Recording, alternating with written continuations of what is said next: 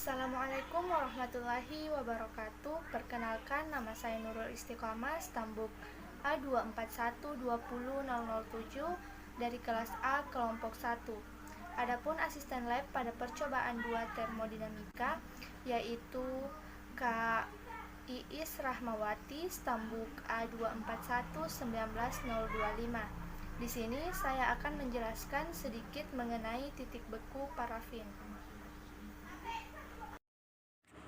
Adapun tujuan dari percobaan yaitu memahami konsep besaran yang berkaitan dengan titik beku paralin. Yang kedua, menjelaskan pengertian titik beku paralin. Yang ketiga, menentukan titik beku paralin. Dan yang terakhir, membuat grafik hubungan antara waktu dengan penurunan suhu. Adapun alat dan bahan yang digunakan, yang pertama alat pengaduk yang berfungsi untuk membantu menghomogenkan larutan. Yang kedua, stopwatch yang berfungsi untuk menghitung waktu yang diperlukan dalam percobaan. Yang ketiga, tabung reaksi yang berfungsi sebagai tempat pengenceran atau digunakan untuk penyimpanan media. Yang keempat, termometer yang berfungsi untuk mengukur temperatur atau suhu. Dan yang kelima, spiritus yang berfungsi sebagai bahan bakar yang akan digunakan dalam percobaan. Selanjutnya yaitu parafin, merupakan bahan atau materi zat yang akan diuji dalam percobaan. Kemudian bunsen yang berfungsi untuk memanaskan suatu gas. Kemudian statif yang berfungsi untuk menegakkan tabung reaksi. Dan yang terakhir yaitu kertas grafik yang berfungsi untuk menggambarkan grafik dari hasil data yang diperoleh. Suatu materi dapat berwujud sebagai zat padat, zat cair, atau gas. Misalnya H2O dalam fase padat berwujud sebagai es, dalam fase cair berwujud sebagai air, dan dalam fase gas berwujud sebagai uap. Asalkan tidak terurai pada suhu yang tinggi, maka semua zat-zat dapat berwujud sebagai salah satu dari ketiga fase tersebut, dengan syarat suhu dan tekanannya cocok.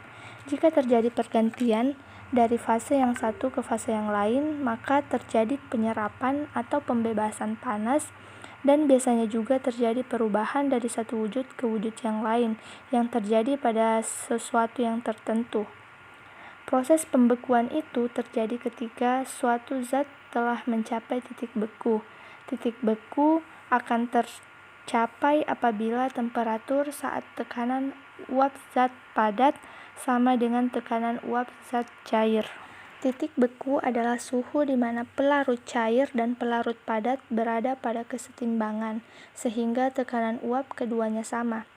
Titik lebur dari suatu benda padat yaitu suhu di mana benda tersebut akan berubah wujud menjadi benda cair. Sedangkan titik didih adalah suhu ketika tekanan uap sebuah zat cair sama dengan tekanan eksternal yang dialami oleh cairan.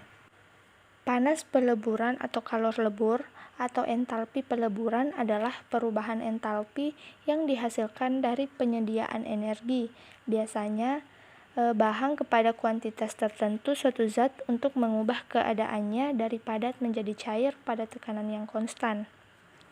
Kemudian panas pembekuan adalah proses di mana cairan berubah menjadi padat atau menjadi padatan.